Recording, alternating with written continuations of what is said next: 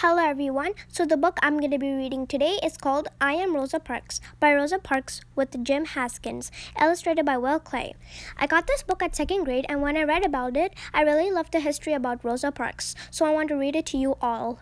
Chapter 1. I Get Arrested. Many years ago, black people in the South could not go to the same schools as white people.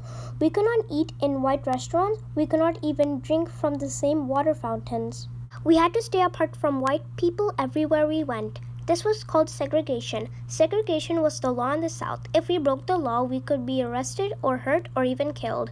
When we rode a bus, we could only sit in the back seats. The front seats were just for white people. If all the front seats were filled with white people, we black had to give up our seats to the next white people who got on the bus. That's the way we rode the buses in the South when I was younger. I rode the buses and obeyed the laws that kept me apart from white people, but I did not think they were right. One day I was riding on a bus. I was sitting in one of the seats in the back section for black people. The bus started to get crowded. The front seats filled up with white people. One white man was standing up. The bus driver looked back at us black people sitting down. The bus driver said, "Let me have those seats." He wanted us to get up and give our seats to white people, but I was tired of doing that. I stayed in my seat. This bus driver said to me, "I'm going to have you arrested." "You may do that," I said, and I stayed in my seat. Two policemen came. One asked me, "Why didn't you stand up?" I asked him, "Why do you push us black people around?" The policeman took me to jail. They took my picture. They put my fingers on a pad of ink and rolled my fingers onto white cards. That way, they had my fingerprints. Then they put me in a jail cell. I did not have to spend the night in the jail. My husband came to get me. A friend paid my bail money. That meant I could go free for now. The police told me to come to court in 3 days. I went to court. The judge said I was guilty of breaking the law. I was fined $10 plus $4 in court costs. I never paid it. I did not feel I had broken the law. I thought black people should not have to give up their seats on the bus to white people. I thought the law should treat black and white people just the same way. I always wanted rules to be fair, even when I was small. Chapter 2. How I Grew Up. I was born on February 4th, 1913. I grew up in a place called Pine Level, Alabama. I was named Rosa Louise McCauley after my grandma Rose. My little brother was named Sylvester after my grandpa. My mother's name was Leona. She was a school teacher. My father was a builder of houses. His name was James. We lived on a farm with my grandma and grandpa. They owned their own land and grew vegetables and raised chickens on it. I liked going fishing with my grandma and grandpa. They could not see very well, so I would put the worm on the hook for them. Pine Level was too small to have buses or public water fountains or even a library, but there was segregation just the same. Sylvester and I went to a school for black children. It had only one room. White children went to a bigger school. There was a school bus for the white children. There was no school bus for us. Sometimes when we walked to school, the bus would go by carrying the white children. They would laugh at us and throw trash out the window. There was no way to stop them. One day, a white boy named Franklin tried to hit me. I picked up a brick and I dared him to hit me. He went away. My grandma was angry. She told me not to talk back to white folks. I thought I was right to talk back. When I grew up, I married a man named Raymond Parks. The year was 1932. He was a barber. He lived in the city of Montgomery, Alabama. I was proud of my husband because he worked to help black people. He helped to get lawyers for people who had been arrested. I began to work to help black people too. I wrote down their stories when they were hurt by whites. I asked young black people to try to use the white library. It was very hard work. It was also very sad work because nothing we did really helped make our lives better. Then came that day on the bus when I would not give up my seat to a white person. I was tired of black people being pushed around. Some people think I kept my seat because I had a hard day, but that is not true. I was just tired of giving in.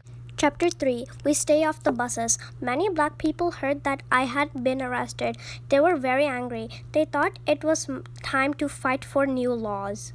A woman named Joanne Robinson said we should not ride the buses if we had to give up our seats to white people.